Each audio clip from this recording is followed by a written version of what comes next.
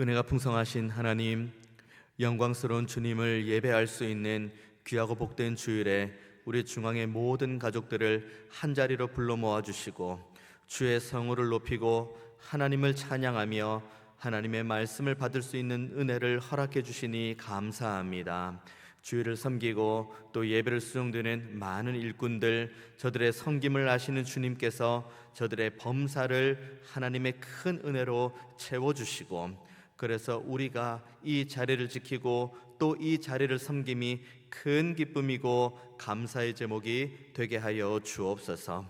함께하는 모든 예배자가 이 자리에 나와 하나님의 말씀을 받사오니 우리 안에 성령의 충만함을 허락하셔서 이 말씀 밝히 깨달아 알게 하여 주시고 말씀대로 살아갈 수 있는 믿음의 결단도 있게 하여 주옵소서. 예배 모든 시종을 주님께만 온전히 의탁드리오니 주님 홀로 영광받아 주옵소서. 감사드리고 살아계신 예수님의 이름으로 기도하옵나이다. 아멘. 주님께서 불을 던지러 왔다고 오늘 본문은 시작을 합니다. 무서운 말씀이죠.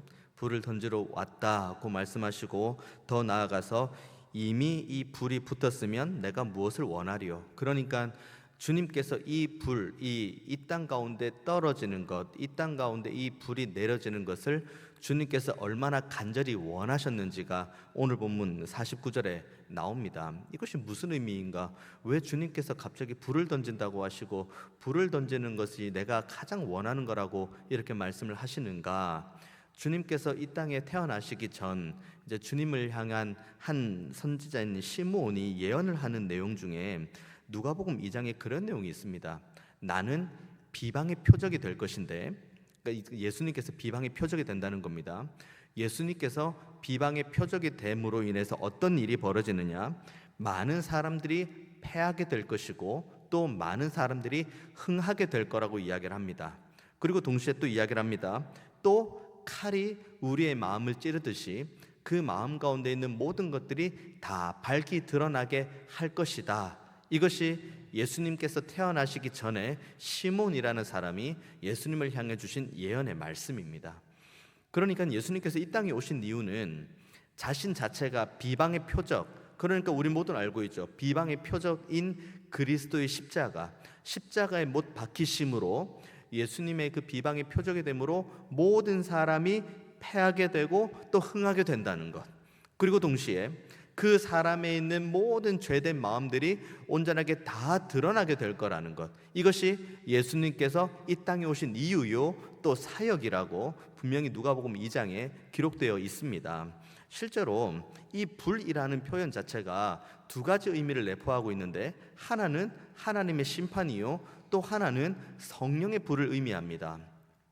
하나님의 심판의 개념으로 주님께서 이 땅에 불을 던지러 왔다고 이야기를 하십니다. 우리가 자칫 오해할 수 있는 것이 뭐냐면, 하나님의 심판에서 우리는 열애가 되었고 예외가 되었다고 생각하는 것입니다. 나는 하나님을 믿고 나는 십자가에 달리신 주님을 믿으니 그러니 나는 천국 간다. 그러니까 나는 심판을 받지 않는다. 하나님의 심판은 믿지 않는 이들, 교회 안 다니는 이들, 예수 안 믿는 이들, 그들에게만 해당되는 것이 하나님의 심판이다 라고 우리가 오해할 수 있지만, 하나님의 심판, 여기 49절에 나와 있는 불이 땅에 떨어지는 이 심판은 모두가 다 받아야 될 심판입니다. 예수를 믿건 예수를 믿지 않건, 하나님을 사랑하건 사랑하지 않건, 교회를 다니건 교회를 다니지 않건 모두가 다 받아야 될 심판입니다. 다만 하나님의 심판을 우리가 받게 되는데 그 결과는 예수를 믿는 이들과 예수를 믿지 않는 이들이 다릅니다. 예수를 믿는 이들은 그 믿는 믿음을 가지고 하나님의 심판대 앞에 서죠. 그러면 우리의 재판장 되신 하나님께서 심판을 하시는데, 우리 안에 하나님의 의, 하나님 보좌 우편에서 지금도 나를 위해 중보하시는 예수님의 그 은혜와 공로를 믿는 이들이 그 하나님의 심판대 앞에 서면 예수님을 믿는 그 믿음이 하나님의 의가 되어서 그 사람이 심판대 앞에서 천국 갈 수 있는 판결을 받는 거예요. 그러니까 우리 모두는, 예수를 믿는 우리 모두는 심판대 앞에 서고 그 심판대 가운데 주를 믿는 믿음으로 인해 천국 판결을 받고 천국 가는 거예요. 그리고 모두가 다 심판은 받는다는 겁니다. 두 번째로 성령의 불에 대한 이야기 나오죠. 불이 땅에 떨어집니다. 그러니까 하나님께서 심판의 메시지를 전합니다. 그리고 모두가 이후에 하나님의 심판대 앞에 섭니다. 이 모든 것을 여기 있는 불, 땅에 떨어지게 원하는 불인 성령의 은혜로 인해서 먼저 깨닫게 되는 것이 성령의 은혜입니다. 우리 모두는 한글을 알아요. 국어를 압니다. 그러니까 뭐 믿는 이들이건 믿지 않는 이들이건 교회를 다니건 교회를 다니지 않건 창세기부터 쭉 읽어 나가면 무슨 말인지는 알아요. 왜냐하면 한글이니까요. 그리고 뭐 모르는 단어가 가끔 있긴 하겠지만 대부분은 아는 단어입니다. 그래서 쭉 읽어봐. 그런 내용이구나. 주님께서 그러시구나. 예수님이 그런 분이구나. 하나님이 그런 분이구나. 뭐 그렇습니다. 문제는 여기에서 성령의 은혜를 받고 안 받고의 기점은 완전히 나뉘어지는데, 성령의 은혜를 받은 이들은 창세기부터 요한계시록까지 쭉 읽어가는 가운데 이 모든 진리의 말씀을 나의 말씀으로 받습니다. 그래, 태초에 천지 만물을 창조하신 하나님이 나의 하나님이시지. 그런데 죄로 인해서 무너진 이 인간의 모습이 바로 나의 모습이지. 그래서 오늘 본문까지 넘어오면 불을 땅에 던지러 오셨다. 그리고 이미 이 불이 붙었다. 그래, 이 심판이 내 앞에 예비되어 있지. 그런데 이 심판 가운데 내가 천국에 갈 수 있는 은혜는 내 안에 내주 교통하시는 성령의 은혜로 말미암아 믿는 믿음, 이 모든 진리의 말씀이 내 말씀으로 받는 거예요. 성령의 은혜가 없다, 성령의 충만함을 받지 못한다, 그러면 성경은 그냥 하나의 소설책에 불과합니다. 그냥 세상에 존재하는 수많은 책 중에 한 권에 불과한 거죠. 이것이 바로 49절에 나와 있는 핵심되는 말씀이에요. 주님께서 이 땅에 불을 던지러 왔고, 그리고 이 불이 이미 이 땅에서 붙었으면 내가 정말 좋겠다고 하는 바로 이것. 하나님의 심판은 이미 예수님께서 이 땅에 처음 공생 시작하실 때 말씀하셨던 것, 회개하라, 천국이 가까웠다. 이 회개의 메시지가 전해졌고, 심판의 메시지가 전해졌고, 그리고 그 가운데 내주교통하시는 성령의 은혜가 있을 때에 정말 그 마음을 찢고 통회함으로, 그래, 회개하라, 천국이 가까웠다는 이 말씀이 바로 나에게 주시는 하나님의 말씀이지 라고 받고 하나님 앞에 무릎 꿇는 존재, 이것이 49절에 나와 있는 주님께서 정말 간절히 바라는 마음이신데, 50절의 말씀에 그 말씀도 같이 하십니다. 나는 받을 세례가 있으니 그것이 이루어지기까지 나의 답답함이 어떠하겠느냐. 받을 세례, 그러니까 주님께서 받을 세례가 있다고 이야기합니다. 주님께서 받으실 세례가 뭐가 있습니까? 요한을 통해 이미 충분히 세례도 받았는데요, 여기서 말하는 주님께서 말씀하신 받을 세례는 지금 예수님께서 걸어가시는 여정 있죠. 그 여정 끝을 향해 가는 예루살렘에서의 별세, 십자가의 죽음을 의미하는 겁니다. 그러니까 예수님께서는 지금 예루살렘을 향해 가시는 거예요. 가시는 것이 거기에서 내가 왕이 되려고 가는 것이 아니라 내가 거기 죽으러 가시는 거예요. 그러니까 예수님께서는 땀방울이 핏방울이 되도록 기도하실 수밖에 없는 이유가 바로 그 이유인 거죠. 그러니까 오늘 본문의 그 마음을 나의 답답함이라고 이야기를 합니다. 그런 주님의 답답함이 있음에도 불구하고, 그런 마음이 있음에도 불구하고 너희들에게 분명하게 말하기 원하는 것 딱 두 가지. 심판이 반드시 있다. 예수님을 믿건 예수님을 믿지 않건 모두에겐 다 심판이 있다. 그런데 그 심판이 있다는 것, 그리고 이 심판 가운데 내가 하나님의 나라로, 내가 천국으로 갈 수 있는 그 길들에 대해서 온전하게 이해할 수 있는 유일한 길이 성령의 은혜라는 것, 이것을 주님께서 우리에게 끊임없이 말씀해 주고 있는 거예요. 그래서 예비된 세례에 대해서 사도 바울이 로마서에서 이렇게 명확하게 설명을 하십니다. 로마서 6장의 말씀 보면 이렇게 이야기하죠. 무릇 그리스도 예수와 합하여 세례를 받은 우리는 그의 죽으심과 합하여 세례를 받은 줄을 알지 못하느냐? 그러므로 우리가 그의 죽으심과 합하여 세례를 받음으로 그와 함께 장사되었나니, 이는 아버지의 영광으로 말미암아 그리스도를 죽은 자 가운데서 살리심과 같이 우리도 또한 새 생명 가운데에서 행하게 하려 함이라. 그러니까 우리의 받을 세례는 결국은 주님과 함께 죽는 거예요. 주님과 함께 죽고, 그리고 주님과 함께 사는 거예요. 우리가 부활을 노래하고 그리고 영생을 기대하고 소망합니다. 너무 좋은 개념이잖아요. 부활, 우리가 다시 산다. 그리고 영생, 하나님의 나라에서 영원히 산다. 이런 개념 너무 좋습니다. 그런데 이 모든 좋은 개념의 그 시작은 십자가의 죽으심인 거예요. 그러니까 세례를 우리가 온전하게 이해할 때는 주님께서 십자가에 죽으셨다는 것을 온전하게 이해를 해야 됩니다. 그래서 사도 바울도 그렇게 이야기를 하죠. 너희들이 받아야 될 세례, 여기 50절에 나와 있는 이 받을 세례, 너희들이 주님과 함께 죽어야 되고 그래야지 주님과 함께 산다는 거예요. 이것이 우리가 받아야 될 심판이고, 그리고 이 심판 가운데에서 우리 안에 하나님의 의가 있다는 것을 하나님으로부터 인정받을 수 있게 되고, 그로 인해서 우리가 하나님의 나라에 갈 수 있는 겁니다. 그러니까 우리는 49절과 50절의 말씀을 보면서 두렵고 떨리는 마음으로 받는 것이 아니라 기쁨과 감사로 받아야 돼요.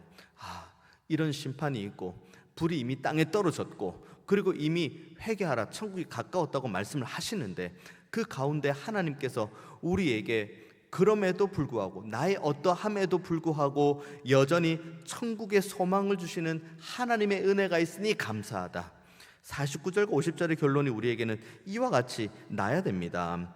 그럼에도 불구하고 51절과 53절에 보면은 우리의 빡빡한 현실에 대해서 예수님께서 분명하게 이야기를 하십니다. 내가 세상에 화평을 주려고 온 줄로 아느냐? 내가 너희에게 이르노니 아니라 도리어 분쟁하게 하려 함이라. 예수님께서 이 땅에 분쟁을 주러 오셨다고 이야기를 하십니다. 물론 예수님 자체는 우리에게 평안을 주기 원하시죠. 예수님께서 십자가에 못 박혀 죽으시고 부활하신 다음에 제자들에게 주셨던 그 첫 번째 말씀이 분쟁 아닙니다.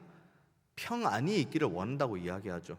화평이고 평안입니다. 그런데 왜 주님께서 왜 굳이 화평을 주러 온 것이 아니고 내가 너희에게 이르노니 아니라 도리어 분쟁하게 하려 함이라 라고 말씀을 하십니까? 예수님께서 말씀하시는 화평과 세상이 말하는 화평의 기준이 다르기 때문입니다. 예수님께서 이 땅에 오셔서 무슨 사역을 하셨습니까?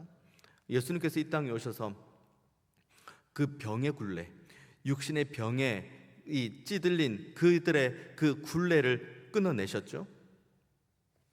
해방이죠, 평안이죠, 감사죠. 그리고 죄로 인해서 끊임없이 그 굴레를 걸어가는 그 인간의 죄된 굴레, 사망의 굴레를 끊어내시죠. 소망 없이 그냥 살아갈 수밖에 없는 그런 인생들에게 소망의 빛을 주시죠. 이게 주님께서 이 땅에 오셔서 화평을 주신 겁니다. 그래서 주님께서 그렇게 죄의 사슬을 끊어주시고 육신의 고통에 대한 사슬을 끊어주시고 소망에 대한 은혜를 주셔서 공생의 3년의 시간을 지내시는 가운데 예수님의 범사에 항상 평안함이 있었습니까? 늘 분쟁이 있었어요. 왜 안식일에 고칩니까? 왜 당신은 뭐라고 이야기를 합니까? 하면서 끊임없이 공중권세 잡은 자들에 의해서, 그리고 여전히 기득권 세력을 가지고 있고 하나님의 말씀과는 완전히 귀를 막아버린 그 종교 지도자들에 의해서 끊임없이 분쟁을 합니다. 주님께서 말씀하시는 분쟁이 바로 이 분쟁이에요. 주님께서 와가지고 자 내가 왔으니 너희들 싸워라, 이런 개념 아니에요. 주님께서는 모든 이들에게 화평을 주기 원하십니다. 죄의 사슬 끊어냈죠. 육신의 연약함의 사슬 끊어냈죠. 그리고 하나님 나라 소망 주셨죠. 그 모든 것들을 은혜 가운데 주셨어요. 그런데 이것이 하나님 나라에서 우리에게 주시는 화평인데, 이 화평을 들고 살아가니 당연히 공중권세 잡은 자, 기득권 세력, 그리고 내 임의로 하나님의 말씀을 해석하고 잘못된 것을 전하는 종교 지도자들에 의해서는 분쟁이 있을 수밖에 없습니다. 그러니 이것을 가리켜 주님께서는 분쟁이라고 이야기를 하는 겁니다. 우리가 정말 하나님을 믿는 믿음을 가지고 한 걸음 한 걸음 살아가면 이 분쟁은 피할 수가 없습니다. 이 고난은 피할 수가 없어요. 전설과도 같은 이야기들 여러분 많이 듣지 않으십니까? 내가 교회를 다닌다는 이유만으로 남편한테 폭력을 당하고, 내가 교회를 다닌다는 이유만으로 부모한테 폭력을 당하고, 내가 교회를 다닌다는 이유만으로 학교에서 폭력을 당하고, 이거는 비단 뭐 초대교회, 뭐 한국 기독교 초대교회 역사 거기까지 갈 필요도 없어요. 그거야 뭐 성경 통해서 너무 잘 알고 있으니까요. 지금 당장 지금간에도 그런 일들이 벌어지고 있습니다. 교회 다니는 것 때문에 핍박받고 고난받고, 주님께서 이 땅에 오신 이유는 화평을 주시길 원하고 죄의 사슬과 고난의 사슬과 모든 악한 사슬을 다 끊어냈다는 이 믿음을 가지고 열심히 신앙생활을 합니다. 열심히 교회를 섬깁니다. 그리고 열심히 하나님을 사랑합니다. 그런데 그것을 바라보면 주변에 있는 이들이 핍박하고 억압하고 때로는 말로 다 할 수 없는 폭력과 억압으로 하는 그런 모습들 우리 주변에 조금만 눈을 돌려 찾아봐도 많이 있습니다. 그래서 52절과 53절 보면은 멀리 있는 이야기를 하지 않아요. 이렇게 고난받을 사람이 저기 비행기 타고 몇 시간을 가야지 그 자리에 있을 거다라고 말하지 않아요. 어디에 있다고 이야기를 합니까? 가족 안에 있다고 이야기를 해요. 가족 안에, 그리고 이웃 안에, 우리와 가장 가까이 하는 그 이들 가운데 있습니다. 문제는 뭔지 아십니까? 이 복음을 정말 뜨겁게 받았던 우리 믿음의 선배님들은 학교에서 맞아가면서, 가정에서 맞아가면서, 그렇게 주변의 이웃들로부터 핍박받고 고난받으면서도 그래도 그 자리, 그 믿음의 자리를 지켰습니다. 분쟁처럼 보이죠. 사람들이 어리석다고 하죠. 사람들이 바보라고 하죠. 하지만 이분은 그 자리를 포기할 수가 없어요. 왜요? 나의 죄의 사슬을 끊어주시고 나의 소망 없는 이 인생 가운데 소망의 빛을 주셨고, 그리고 내가 갈 수 있는 저 하나님 나라에 대한 분명한 산 소망을 허락해 주셨으니까요. 하나님께서 나에게 말로 다 할 수 없는 평안을 나에게 주셨는데 어떻게 내가 주님을 부인합니까? 복음 붙들고 끝까지 포기하지 않고 살아가는 거예요. 그리고 정말 나를 때리는, 나를 핍박하는, 나를 고난하는 그런 모든 이들을 위해서 오히려 내가 먼저 받은 사랑과 은혜를 가지고 그 영혼을 위해 기도했죠. 맞아가면서 기도하고, 고난 가운데 기도하고, 눈물 흘리며 기도하고, 그 앞길이 어떻게 될지 모르는 캄캄한 가운데 기도하고. 근데 지금 우리들의 모습 보면 어떻습니까? 소위 복음이 너무 말랑해졌죠.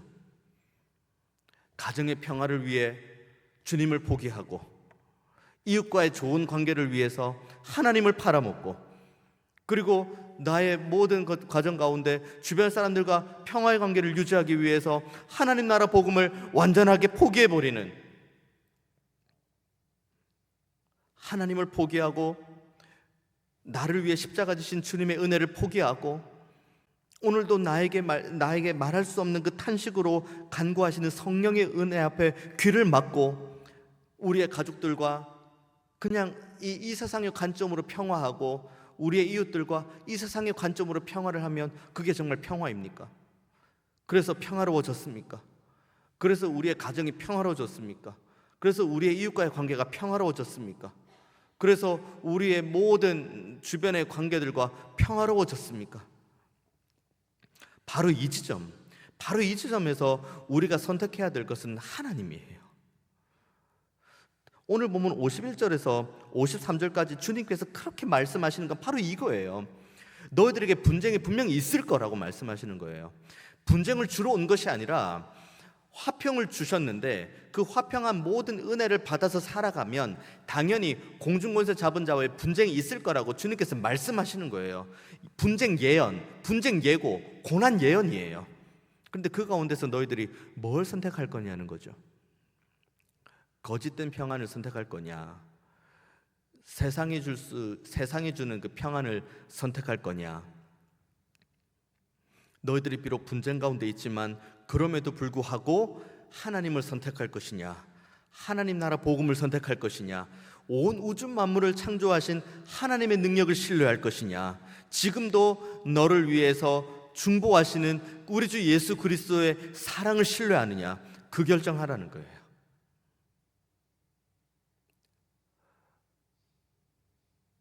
온전하게, 그리고 가장 합당하게 결정하는 우리 모두가 되기를 원합니다. 그 결정을 하는 모든 일련의 과정 가운데 54절부터 57절까지 보면은 징조 이야기가 나옵니다. 징조 이야기가 나오는데 뭐라고 이야기합니까? 54절 보면은 너희가 구름이 서쪽에서 이는 것을 보면 곧 말하기를 소나기가 오리라 하면 또 과연 그렇고, 55절 남풍이 부는 것을 보면 심히 덥겠다 하면 또 과연 그렇게 돼요. 서쪽에서 구름이 뭉게 일어나면 비가 오려나 보다, 소나기가 내리려나 보다. 남쪽에서 바람이 이렇게 불면 올해는 덥겠다. 그렇게 말씀하신 다음에 주님께서 그 무리들에게 뭐라고 말씀하십니까? 56절에 그렇게 세상 징조를 가리키는 이들을 향해 외식하는 자여, 너희가 천지의 기상은 분간할 줄 알면서 어찌 이 시대는 분간하지 못하느냐. 서쪽 하늘을 바라보고 구름이 뭉게뭉게 피면서 조금 있으면 비가 오겠다, 우산 준비해야겠다. 그리고 실제로 비가 와. 그리고 남쪽에서 바람이 불면 덥겠다. 이것은 이때 당시 지구 역사상 가장 오랫동안 우리들의 먹고 살 걸 책임지는 농업을 해왔던 사람들이 오랜 시간 축적된 기술력이죠. 서쪽에서 구름 일면 비 오고, 남쪽에서 바람 불면은 날이 더워지는 것. 그런데 그 모든 기상 환경을 포함해서 온 우주 만물을 창조하신 하나님께서 이렇게 하나님의 말씀을 주셨는데, 그리고 말씀이 육신이 되어서 이 땅에 오신 주님께서 끊임없이 예루살렘의 별세, 십자가에서 못 박혀 죽으시기 위해 올라가시는 그 여정에서마저도 하나님의 말씀을 끊임없이 전하는데, 주님께서 말씀하시는 거죠. 외식하는 자여, 너희가 천지의 기상은 분간할 줄 알면서 어찌 이 시대는 분간하지 못하느냐. 그리고 그 다음 57절 또 어찌하여 옳은 것을 스스로 판단하지 못하느냐. 우린 이 본문 보면서 그 생각을 할 수 있죠. 아니, 왜 이들은 이렇게 판단하지 못할까? 아니, 눈앞에 메시아가 있는데 왜 이들은 이걸 알아채지 못했을까? 아니, 눈앞에서 안진뱅이가 일어서고, 눈앞에서 귀머거리가 듣고, 눈앞에서 앞 못 보는 자가 보고, 눈앞에서 죽은 자가 살아나고, 눈앞에서 하나님 앞에서 엄청난 기적이 펼쳐지는데 왜 이들은 눈앞에 있는 메시아를 온전하게 바라보지 못하는 걸까? 라고 우리가 생각할 수 있죠. 그런데 그 왜를 여기 있는 주인공에게 한번 접근하지 마시고 우리에게 한번 접근해 보십시오. 나는 왜 천지의 기상은 분별할 줄 알면서도 창세기 1장부터 신약까지 전체 성경 66권을 통해서 주신 하나님의 말씀을 내가 분명히 알고 있고, 그리고 이 말씀을 내가 밝게 깨달아 알 수 있도록 주께서 우리 안에 성령의 은혜를 주셨는데, 그래서 내가 말씀을 읽고 깨닫고, 그리고 예배 가운데 말씀을 듣고, 말씀을 묵상하고, 말씀을 암송하고, 말씀 붙들고 기도하고, 이 모든 일련의 과정을 다 지내고 있는데 왜 우리는 이 시대는 분간할 줄 아는데 왜 우리 자신이 온전하게 분간하지 못하는 걸까? 우리 자신이 지금 어떠한 존재인지를 전혀 하나님 앞에서 인지를 못하는 걸까? 왜 우리는 하나님께서 우리를 얼마나 사랑하시는데, 하나님께서 지금 나에게도 얼마나 큰 은혜를 주시는데, 하나님께서 지금도 나를 정말 그 충만한 은혜로 안아주기를 원하시는데 왜 나는 이거를 온전하게 깨닫지를 못하는 걸까? 여기 있는 사람들을 보고 이 사람들 이상한 사람들, 예수님께서 내가 만약에 지금 예수님 살아계셔서 지금 내 눈앞에서 이런 일 펼치셨으면 내가 당장에나 믿겠지, 이 사람들 참 어리석은 사람이라 라고 말하는 그 이 사람들 중에 우리들이 있습니다. 이때 당시 사람들은 우리 이 말씀을 이렇게 활자화된 말씀도 없었어요. 물론 있었죠. 있었지만 그것은 정말 대제사장, 종교 지도자들, 특권 가진 사람들 몇 사람만 접근할 수 있고, 서기관 몇 사람만 필사할 수 있는 내용이고, 나머지 대부분 사람들은 그냥 그들이 전해주는 말씀, 그들이 읽어주는 말씀이 이 말씀이 민수기 말씀인가 보다, 이 말씀이 창세기 말씀인가 보다, 그렇게 받아들일 뿐이었어요. 우리는 얼마나 많은 은혜를 받고 있습니까? 우리는 얼마나 많은 긍휼을 힘입고 있습니까? 우리는 얼마나 큰 구원의 은혜를 경험하고 있습니까? 우리가 뭐 잘나서 구원받았습니까? 우리 안에 구원받을 만한 합당한 이 마음밭이 있어서 하나님께서 너는 참 착하니까, 너는 참 신실하니까, 너는 참 좋으니까 내가 너 구원해 줄게, 그래서 우리가 구원받았습니까? 일절 그런 거 없습니다. 어쩌면 우리는 우리가 옳다고 여기는 것,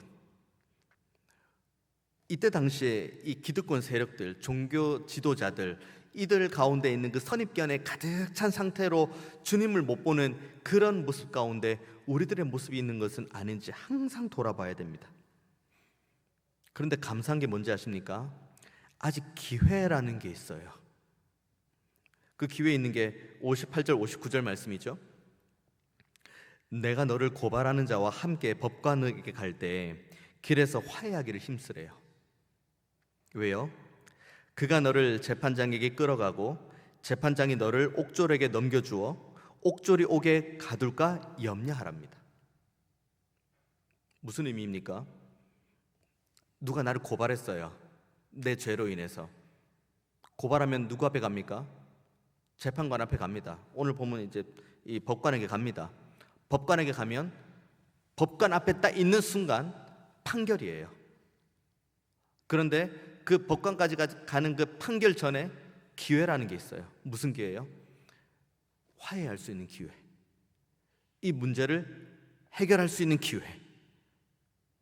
이 문제가 다시 한번 완전하게 재판관까지 가서 땅땅땅 하기 전에 해결할 수 있는 기회, 그 기회가 너희들에게 있다고 오늘 본문은 이야기를 합니다.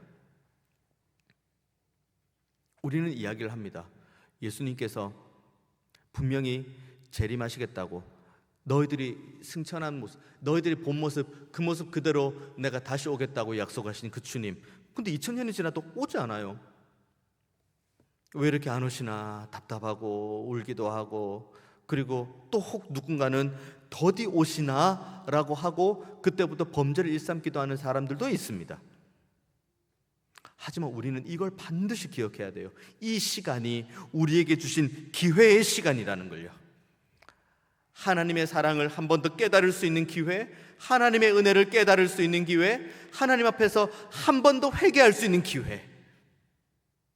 이 예배가 마지막 예배입니다. 오늘 드리는 우리의 예배가 마지막 예배일 수 있어요. 그렇다고 주님이 내일 오신다는 말은 아니에요.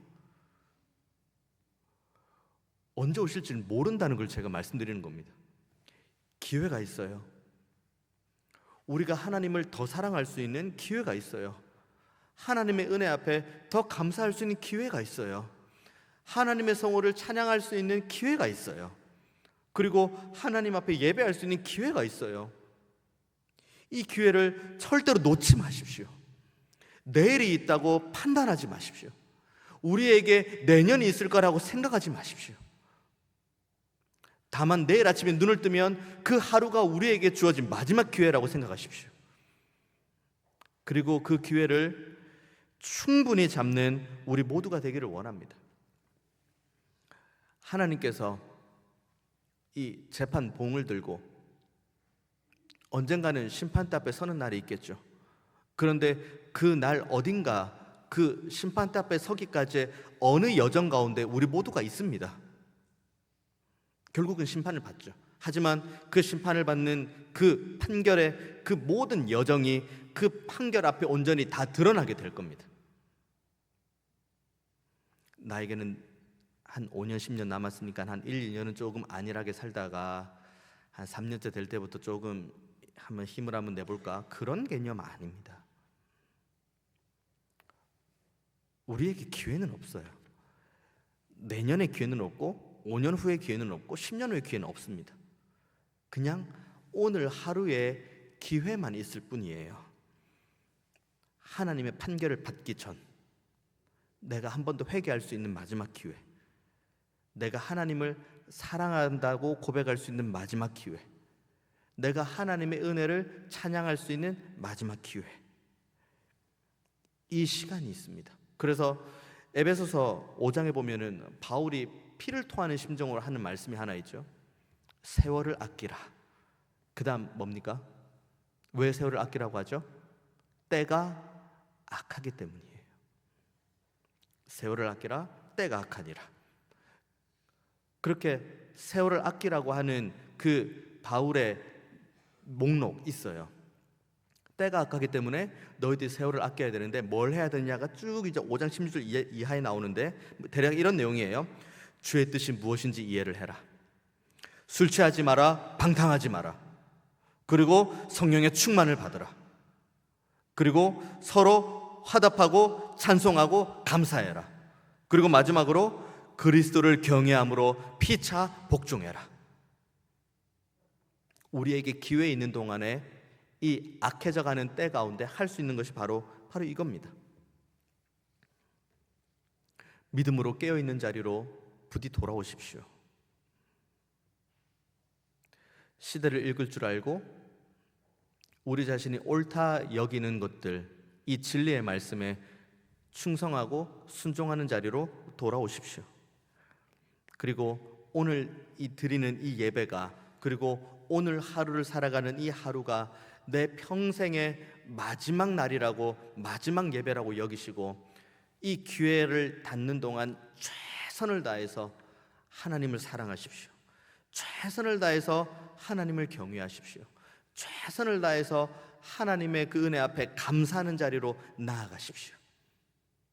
그때 하나님의 다함없는 은혜, 지금도 우리에게 기회를 주시는 무한한 하나님의 사랑을 여러분 모두가 충만하게 누리게 될 것입니다. 이 믿음을 따라 오늘 하루도 신실하게, 그리고 우리에게 주어진 하루하루를 경건하게, 거룩하게, 진실하게 살아가는 우리 모두가 다 되시기를 주님의 이름으로 축원드리겠습니다. 오늘